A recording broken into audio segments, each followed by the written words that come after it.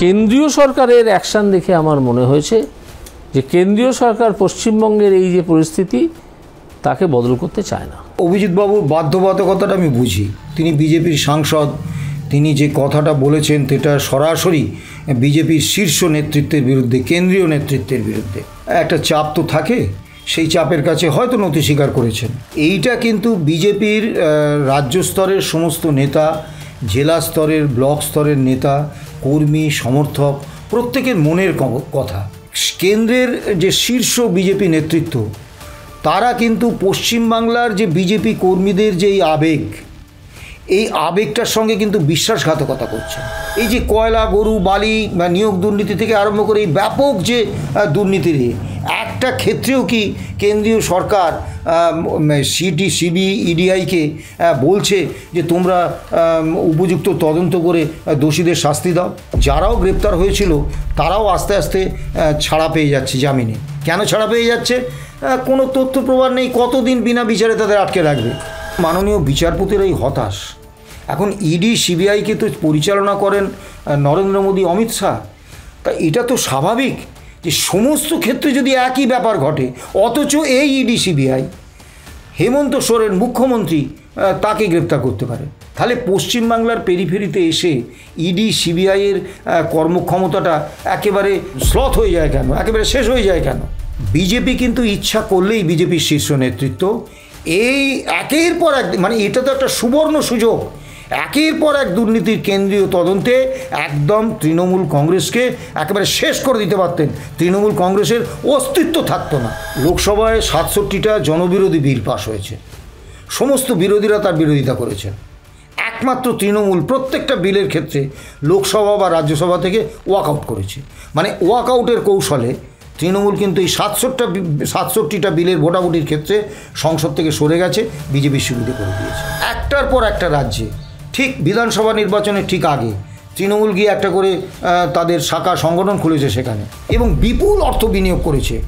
কলকাতা থেকে স্টার বক্তাদের নিয়ে গেছে, ব্যাপক নির্বাচনী প্রচার করেছে, এবং সেখানে কংগ্রেসের ভোট কেটেছে, কংগ্রেস হেরেছে, বিজেপি জিতেছে। বিজেপির জয়ের পরেই ওখান থেকে দল গুটিয়ে চলে এসেছে। মোদি, অমিত শাহ দেখেছেন যে পশ্চিমবঙ্গের একটা রাজ্যে যদি আমরা ক্ষমতা দখল করি আমাদের যা লাভ হবে সর্বভারতীয় স্তরে। যদি মমতা বন্দ্যোপাধ্যায় এবং তৃণমূল কংগ্রেসকে আমাদের বি টিম হিসেবে, অর্থাৎ বিজেপির বি টিম হিসেবে সর্বভারতীয় স্তরে আমরা কাজ করাতে পারি, তাহলে আমাদের লাভটা অনেক বেশি। বিজেপির সর্বভারতীয় নেতৃত্ব তাদের সর্বভারতীয় স্বার্থের কথা চিন্তা করে, তাদের বৃহত্তর স্বার্থের কথা চিন্তা করে পশ্চিমবাংলায় তাদের দলটাকে বলে দিচ্ছে। স্যার, অভিজিৎ গঙ্গোপাধ্যায়ের মন্তব্য রাজনৈতিক মহলে শোরগোল ফেলে দিয়েছিল। তিনি বলেছিলেন যে কেন্দ্রীয় সরকার পশ্চিমবঙ্গের এই পরিস্থিতিটাকে বদল করতে চায় না, কিন্তু তার এই কথা নাকি বিকৃত করে বলা হচ্ছে সব জায়গায়। তিনি পরবর্তীতে এসে সোশ্যাল মিডিয়াতে জানান যে তিনি কেন্দ্রীয় সরকার বলতে কেন্দ্রে যে উচ্চ পদস্থকারী আধিকারিকরা রয়েছে তাদেরকে বুঝিয়েছেন। গোটা বিষয়টা আপনি কেমনভাবে দেখছেন? দেখুন, অভিজিৎ গঙ্গোপাধ্যায় যে কথাগুলো বলেছেন সেগুলো, এখন তো ডিজিটাল প্ল্যাটফর্মের যুগ, এগুলো সমাজ মাধ্যমে সমস্ত মানুষ দেখেছেন এবং শুনেছেন। তা এখন হয়তো রাজনৈতিক চাপে পড়ে উনি বয়ানটা বদলাতে চাইছেন, কিন্তু আগে যে সুযোগটা ছিল যে আমি বলিনি বললে প্রিন্ট মিডিয়া ছাপা হতো, আমি এ কথা বলিনি বা আমার কথা ভুলভাবে ব্যাখ্যা হয়েছে বললে পার পাওয়া যেত, এখন কিন্তু সেই সুযোগটা আর নেই। কারণ ডিজিটাল প্ল্যাটফর্মে, সোশ্যাল মিডিয়ায় সেই ভিডিওগুলো বহুল প্রচারিত হয়ে যায়, সেগুলো বহু মানুষের সংগ্রহে থেকে যায়, কাজেই সেটাকে অস্বীকার করা যায় না। তা অভিজিৎবাবুর বাধ্যবাধকতাটা আমি বুঝি। তিনি বিজেপির সাংসদ, তিনি যে কথাটা বলেছেন সেটা সরাসরি বিজেপির শীর্ষ নেতৃত্বের বিরুদ্ধে, কেন্দ্রীয় নেতৃত্বের বিরুদ্ধে। তা কাজেই একটা চাপ তো থাকে, সেই চাপের কাছে হয়তো নতি স্বীকার করেছেন। যাই হোক, কিন্তু তিনি যেটা বলেছেন এইটা কিন্তু বিজেপির রাজ্য স্তরের সমস্ত নেতা, জেলা স্তরের, ব্লক স্তরের নেতা, কর্মী, সমর্থক প্রত্যেকের মনের কথা।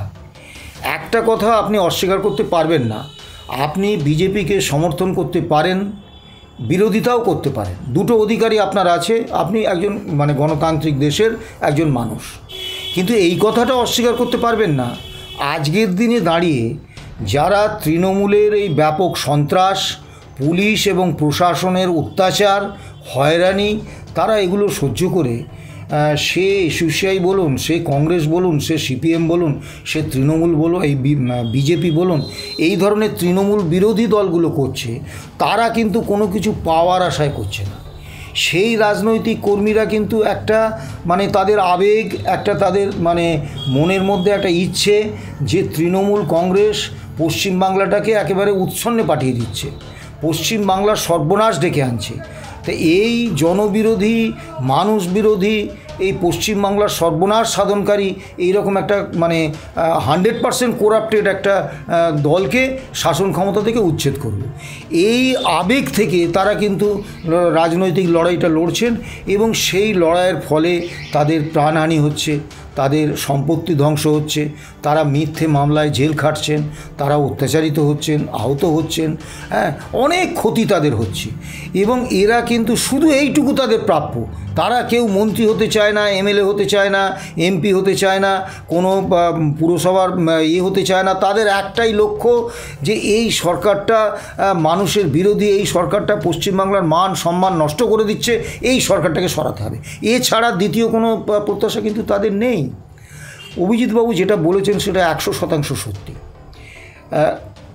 কেন্দ্রের যে শীর্ষ বিজেপি নেতৃত্ব, তারা কিন্তু পশ্চিমবাংলার যে বিজেপি কর্মীদের যে এই আবেগটার সঙ্গে কিন্তু বিশ্বাসঘাতকতা করছেন এবং তারা কোনোভাবেই চান না যে এই তৃণমূল সরকারটা বা তৃণমূল কংগ্রেস শাসন ক্ষমতা থেকে চলে যাক, পশ্চিমবাংলায় এই তৃণমূল কংগ্রেসের অধীনেই থাক, এটা কিন্তু তারা চান। এখন আপনি বলবেন যে আপনি বললেই কি সেটা হয়ে যাবে? তার প্রমাণ কি? অজস্র প্রমাণ আছে।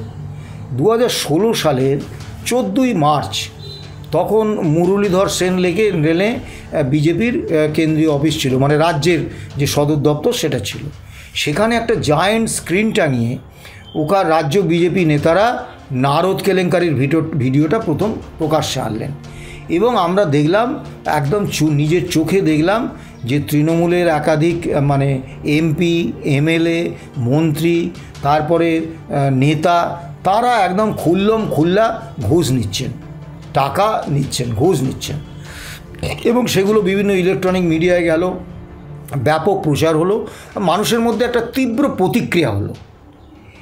তা এবারে আমি একটু আপনাকে পিছনে ফিরিয়ে নিয়ে যাব। তখন ভারতবর্ষের প্রধানমন্ত্রী হচ্ছেন অটল বিহারী বাজপেয়ী, আর লোকসভার এথিক্স কমিটির চেয়ারম্যান হচ্ছেন এল.কে. আদবানি। তো অটল বিহারী বাজপেয়ী বিজেপির নেতা, বিজেপির সরকার, এবং এল.কে. আদবানিও বিজেপির নেতা, তিনি হচ্ছেন লোকসভার এথিক্স কমিটির চেয়ারম্যান। তা এই ম্যাথু স্যামুয়েল যে নারদ কেলেঙ্কারির ভিডিওটা করেছিলেন, এই ম্যাথু স্যামুয়েলের একটা ভিডিওতে দেখা গেল যে শোনা গেল যে তৎকালীন বিজেপি সর্বভারতীয় সভাপতি বঙ্গারু লক্ষ্মণ এবং কেন্দ্রীয় মন্ত্রী তিনি 1 লক্ষ টাকা নাকি ঘুষ নিয়েছেন। লালকৃষ্ণ আদবানির নেতৃত্বে এথিক্স কমিটি, যেখানে বিজেপি বেশি সংখ্যায়, তারাই সংখ্যাগরিষ্ঠ, সঙ্গে সঙ্গে এথিক্স কমিটির মিটিং ডাকলেন, মিটিংয়ে বসলেন, বঙ্গারু লক্ষ্মণকে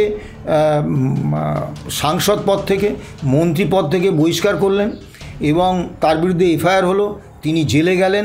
বঙ্গারু লক্ষ্মণের রাজনৈতিক জীবন এবং সামাজিক সম্মান একেবারে পুরো শেষ হয়ে গেল। সবাই ধন্য ধন্য করে উঠল যে বিজেপি দুর্নীতির প্রশ্নে এতটাই আপোষহীন যে তাদের নিজেদের দলের সর্বভারতীয় সভাপতি এবং কেন্দ্রীয় মন্ত্রী তাকেও কিন্তু একদম সঙ্গে সঙ্গে এইভাবে বিজেপির শীর্ষ নেতৃত্ব সাজা দেয়। এবারে আপনি আসুন, এখন প্রধানমন্ত্রী নরেন্দ্র মোদী, কেন্দ্রে বিজেপির সরকার, লোকসভার এথিক্স কমিটি ওই 2016 সালে চেয়ারম্যান হচ্ছেন সেই এল.কে. আদবানি, লালকৃষ্ণ আদবানি। তা স্বাভাবিকভাবে এথিক্স কমিটির একটা মিটিং ডাকবেন, ডেকে তৃণমূলের 6 জন এমপি লোকসভার, তারা সরাসরি নারদে ঘুষ নিয়েছেন, তাদেরকে বহিষ্কার করবেন সাংসদ পদ থেকে, তাদের বিরুদ্ধে এফআইআর করবেন, তারা অ্যারেস্ট হবে। এবং রাজ্যসভার যে এথিক্স কমিটি, তারা 2 জন তৃণমূলের এমপি, তাদেরকে একই কায়দায় তাদেরকে রাজ্যসভার সদস্য পদ থেকে বহিষ্কার করবে এবং তাকে তাদেরকে জেলে পাঠাবে। তাহলে তৃণমূলের 8 জন এমপি এক লহমায় জেলে চলে যাবে এবং তাদের এমপি পদ চলে যাবে। আর এই নারদ কেলেঙ্কারিতে আরেকজন যুক্ত ছিলেন, তিনি হচ্ছেন কেন্দ্রীয় সার্ভিসের আমলা মির্জা, আইপিএস অফিসার। তাই কেন্দ্রীয় সার্ভিসের যে আমলারা পশ্চিমবাংলায় কাজ করেন তাদের নিয়ন্ত্রণ করেন কিন্তু কেন্দ্রীয় সরকার, তাদের কন্ট্রোলিং অথরিটি কিন্তু কেন্দ্রের পার্ট ডিপার্টমেন্ট। তা স্বাভাবিকভাবে এই মির্জার বিরুদ্ধে কেন্দ্রীয় সরকার একটা দৃষ্টান্তমূলক শাস্তির ব্যবস্থা নেবেন। কিছুই কিন্তু হলো না। এলকে আদবানি বা নরেন্দ্র মোদীজি কেউ কিন্তু এই 8 জন তৃণমূল সাংসদকে জেলে পাঠানোর বা তাদের সাংসদ পদ খারিজের জন্য কোনো উদ্যোগ নিলেন না। তাহলে যে অতি সক্রিয়তাটা তারা তাদের নিজেদের দলের সর্বভারতীয় সভাপতি বঙ্গারু লক্ষণের ক্ষেত্রে দেখাতে পেরেছিলেন, সেইটা তারা কেন তৃণমূল দলের 8 জন এমপির বিরুদ্ধে দেখাতে পারলেন না? তারা কি খুব দুর্বল? না, তারা ইচ্ছা করলেই দেখালেন না। তারপরে আদালত নির্দেশ দিয়েছে যে এর বিরুদ্ধে সিবিআই তদন্ত হবে। তো অতি বড় বিজেপি সমর্থকও আজ আর বিশ্বাস করেন না যে ও তদন্তে কিছু হবে। 2013 সালে চলে যান। 2013 সালে 2012 সালেই সারদা কেলেঙ্কারি প্রকাশ্যে এলো এবং আমার কথা না, তৃণমূল দলের যিনি মুখপত্র কুণাল ঘোষ, তিনি বহুবার বলেছেন যে সারদার সবথেকে বড় বেনিফিশিয়ারি হচ্ছেন মমতা বন্দ্যোপাধ্যায় এবং সারদা সঙ্গে তৃণমূল দল এবং সরকার ওতপ্রোতভাবে জড়িত। এবং তিনি এরকম দাবিও বহুবার করেছেন যে সুদীপ্ত সেন আমাকে এবং মমতা বন্দ্যোপাধ্যায়কে একসঙ্গে বসিয়ে জেরা করুক, সব ফাঁস করে দেবো যে কিভাবে মমতা বন্দ্যোপাধ্যায় এই সারদা কেলেঙ্কারি সবথেকে বড় বেনিফিশিয়ারি। তা কংগ্রেস নেতা আব্দুল মান্নান আর সিপিএম নেতা বিকাশ রঞ্জন ভট্টাচার্য তারা সুপ্রিম কোর্ট থেকে আদায় করে নিয়ে এলেন যে এই সারদা কেলেঙ্কারি সিবিআই তদন্ত। তার সঙ্গে যুক্ত হলো রোজ ভ্যালি, অ্যালকেমিস্ট, প্রয়াগ, আরও সমস্ত চিটফান্ডের কেলেঙ্কারি তদন্ত। এবং এটা অ্যালকেমিস্টটা আবার তৃণমূলেরই এমপি কেডি সিং, রাজ্যসভার সদস্য, তার কিন্তু কোম্পানি, মানে তৃণমূলের কোম্পানি সরাসরি। তা আজ পর্যন্ত আপনারা শুনেছেন যে এই তদন্তে কোনো রকম অগ্রগতি হয়েছে? কেউ বিশ্বাস করে যে এই তদন্তে আর কিছু হবে? এই যে কয়লা, গরু, বালি বা নিয়োগ দুর্নীতি থেকে আরম্ভ করে এই ব্যাপক যে দুর্নীতির একটা ক্ষেত্রেও কি কেন্দ্রীয় সরকার সিবি ইডিআইকে বলছে যে তোমরা উপযুক্ত তদন্ত করে দোষীদের শাস্তি দাও? এবং দেখুন, যারাও গ্রেপ্তার হয়েছিল তারাও আস্তে আস্তে ছাড়া পেয়ে যাচ্ছে জামিনে। কেন ছাড়া পেয়ে যাচ্ছে? কোনো তথ্য প্রমাণ নেই, কতদিন বিনা বিচারে তাদের আটকে রাখবে? এটা তো একটা যুক্তি হতে পারে না যে আমি তদন্তে কোনো অগ্রগতি হচ্ছে না, তাদের বিরুদ্ধে আমি দোষ প্রমাণ করতে পারছি না, অথচ তাদের জেলে আটকে রেখে দেবো। এটা তো আবহমান কাল ধরে হবে না, সবাই জামিন পেয়ে যাচ্ছে।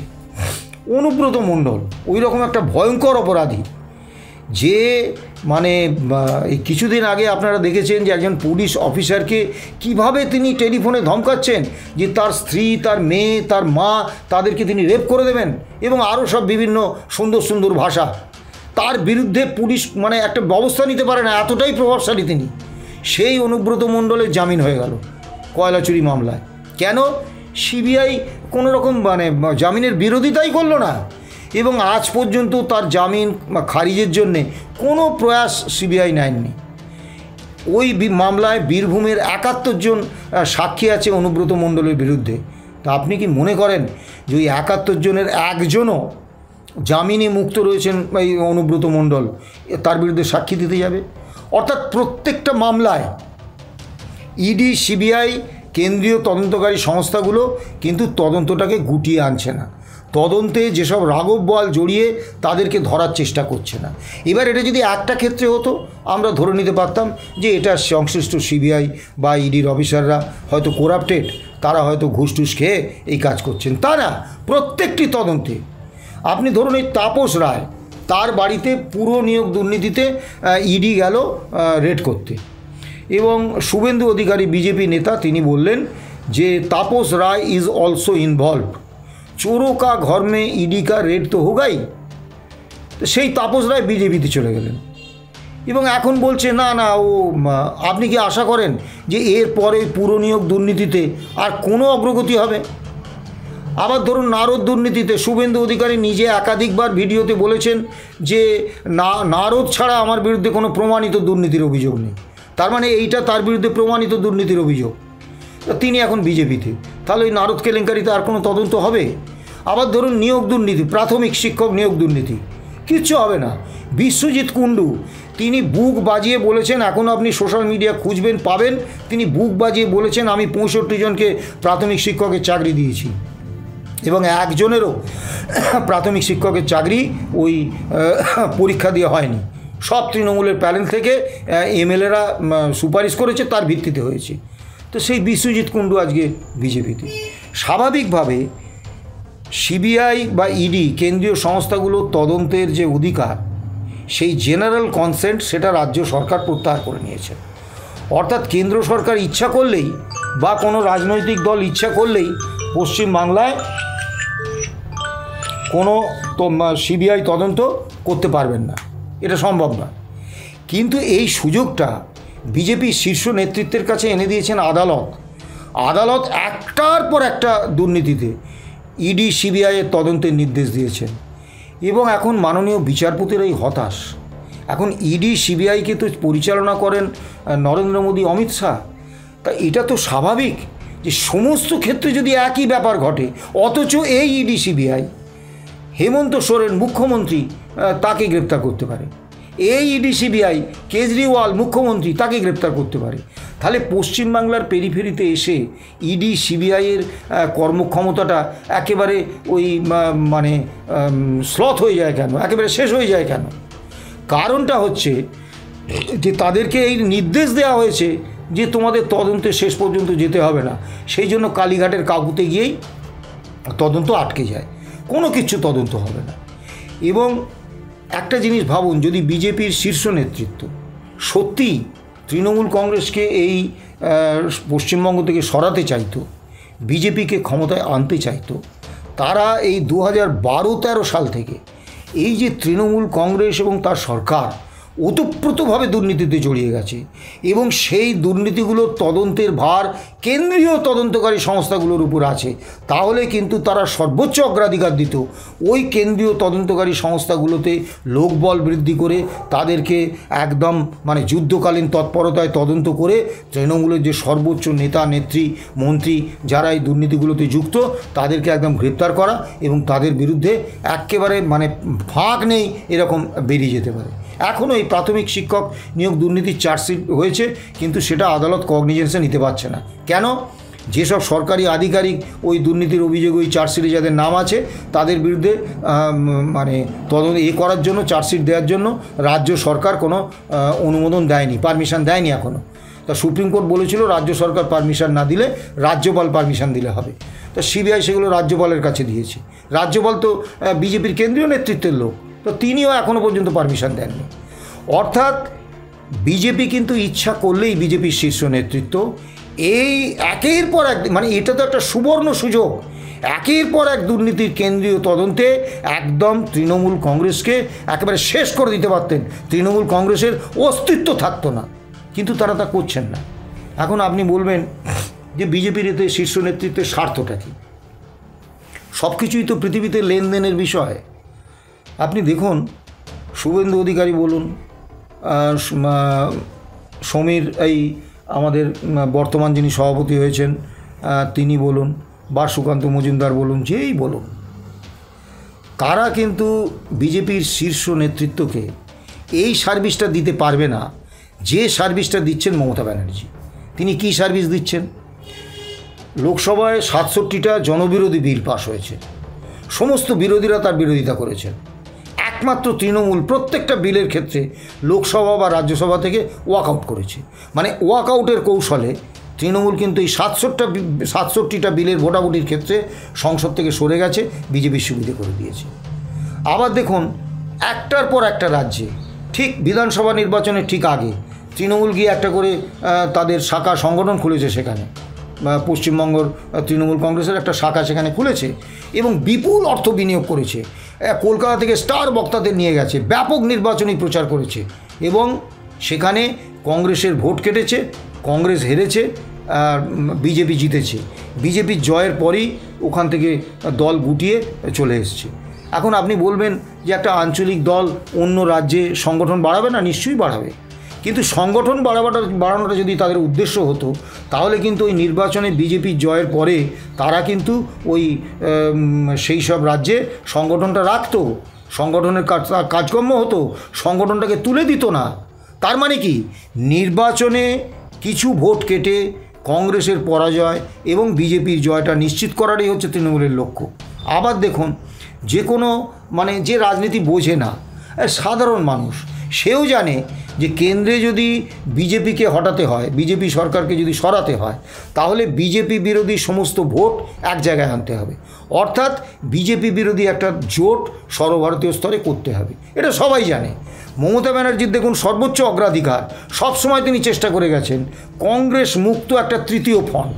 মানে কি, কংগ্রেস এবং তার কিছু সহযোগী দল একটা ফ্রন্ট করবে, তৃতীয় ফ্রন্ট বলে মমতা ব্যানার্জিরা আর একটা ফ্রন্ট করবেন, যার ফলে বিজেপি বিরোধী যে ভোট সেটা দুটো ভাগ হয়ে যাবে। সুবিধাটা কার হবে? বিজেপি। কোন সুকান্ত মজুমদার করে দিতে পারবেন? আবার যখন এইটা অন্যান্য বিভিন্ন রাজ্যের আঞ্চলিক দলগুলো এই খেলাটা ধরে ফেললো, তারা বললো এই বেটা মোদির সুবিধে করে দিতে চাইছে, বিজেপির সুবিধে করে দিতে চাইছে, তারা ওই তৃতীয় ফ্রন্টের এটা গুলি আর খেলো না, তখন তিনি করলেন কি, ইন্ডিয়া জোটে ঢুকে পড়লেন। ঢুকে পড়ে কি করছেন?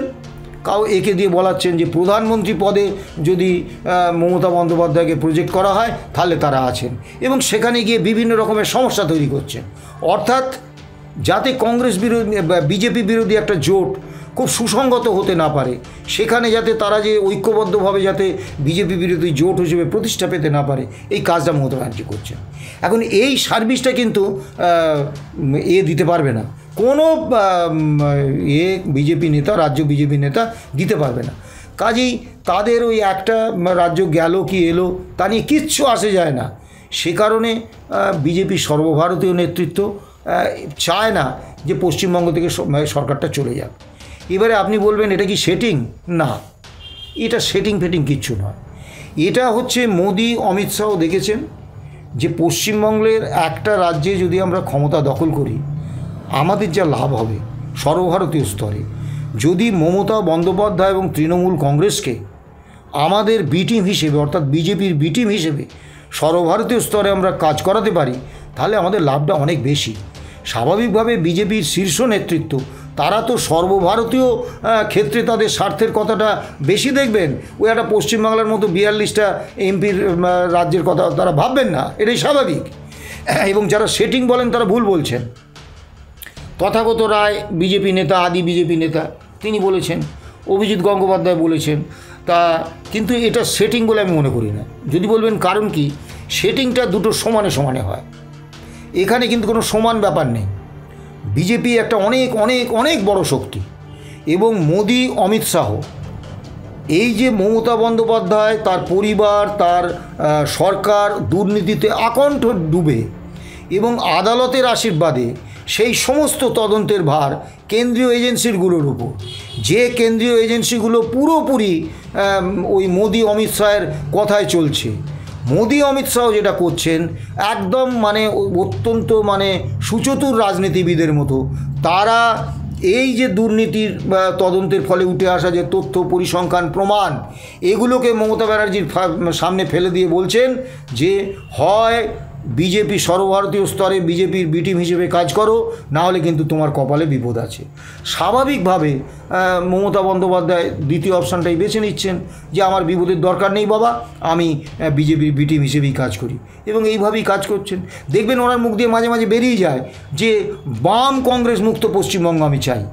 অর্থাৎ এবং দুঃখ যেটা খুব দুর্ভাগ্যের বিষয় যে বিজেপির যে নিচের তলার কর্মীরা, তারা কিন্তু কোনো প্রত্যাশায় বিজেপিটা করছেন না। তারা কিন্তু কেউ ওই ভাবছেন না যে বিজেপি ক্ষমতায় এলে আমি এই তৃণমূলের মতো চুরি করব, চুরি করার সুযোগ পাবো, এই জন্যে বিজেপিটা করি। তারা কিন্তু একটা মানে ভয়ঙ্কর একটা লড়াই সংগ্রামের প্রত্যাশা করছেন, নিজের প্রাণটা পর্যন্ত দিয়ে দিচ্ছে। তাদের বাড়িঘর ভাঙচুর হচ্ছে, তাদের উপর আক্রমণ হচ্ছে, তাদের উপর মিথ্যা মামলা দেওয়া হচ্ছে, তারা একটা অসহায় অবর্ণনীয় অবস্থায় রয়েছেন।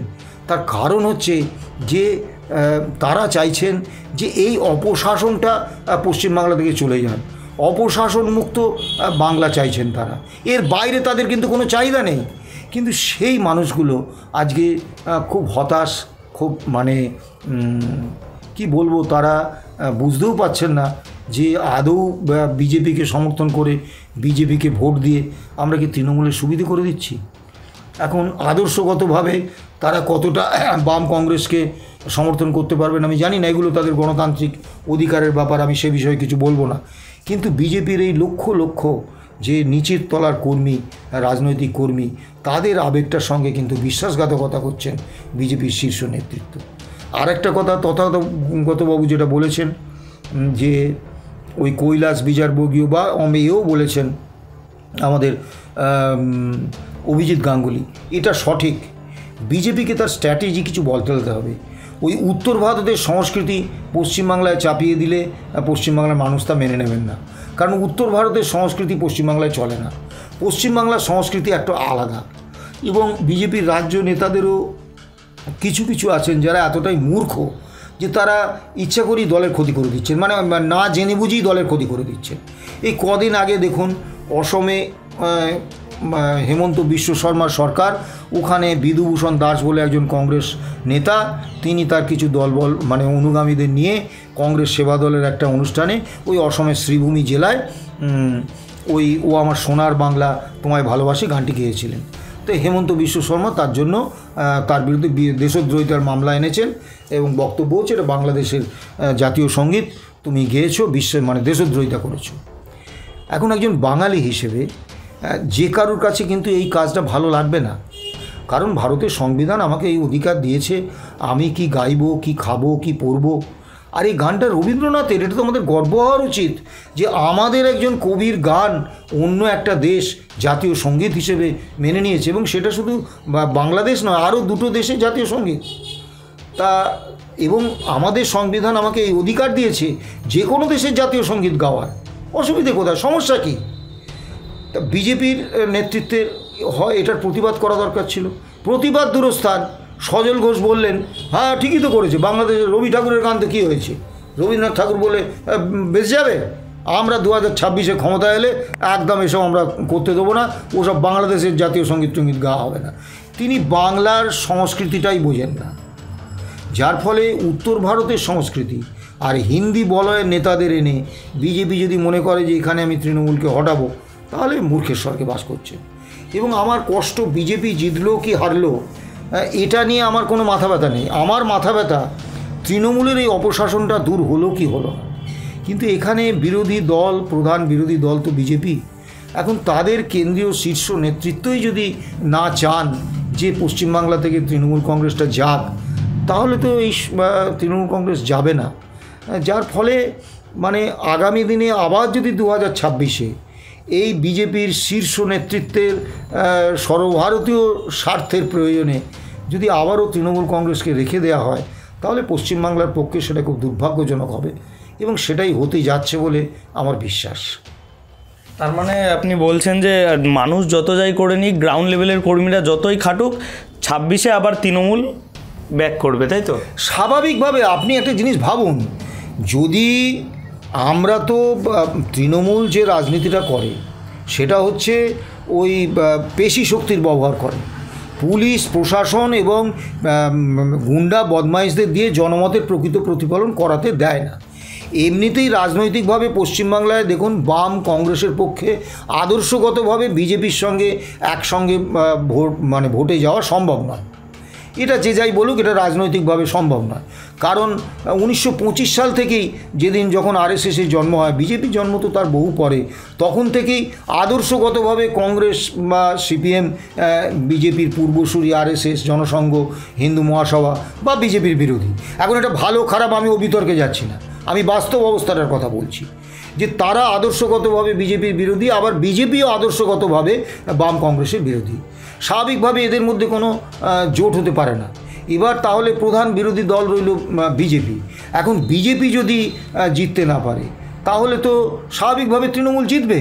এবং বিজেপির জেতার জন্যে যে কেন্দ্রীয় নেতৃত্বের, শীর্ষ নেতৃত্বের যে, আমি আপনাকে একটা ছোটো উদাহরণ দিই। আচ্ছা বলুন তো, বিজেপি 18টা সিট পেল, এমপি সিট। কার নেতৃত্বে? দিলীপ ঘোষের নেতৃত্বে। এবং তখনকার সময়টা যদি আপনি দেখেন, এই 18টা এমপি সিট যে তারা পেল 42টার মধ্যে, এটা পশ্চিমবাংলায় নজিরবিহীন। কেউ কখনো কল্পনা করেনি, যে যতই বড় বড় ডায়ালগ মারুক, কেউ কখনো কল্পনা করেনি যে পশ্চিমবাংলা থেকে 18টা এমপি সিট বিজেপি জিতে নিতে পারে, কল্পনা করেনি। এবং ওই নির্বাচনে এই 18টা সিট যে জিতলো, বা তারপরে বিধানসভায় যে 77টা আসনে জয়লাভ পেল, এতে কিন্তু এই রাজ্যের মুসলিম সমাজের একটা বিরাট ভূমিকা আছে। এবং দিলীপ ঘোষের নেতৃত্বে, দিলীপ ঘোষ তখন সভাপতি ছিলেন, মুসলিমরা তাদের ঢেলে ভোট দিয়েছিলেন এই তৃণমূলের অত্যাচারের প্রতিবাদে।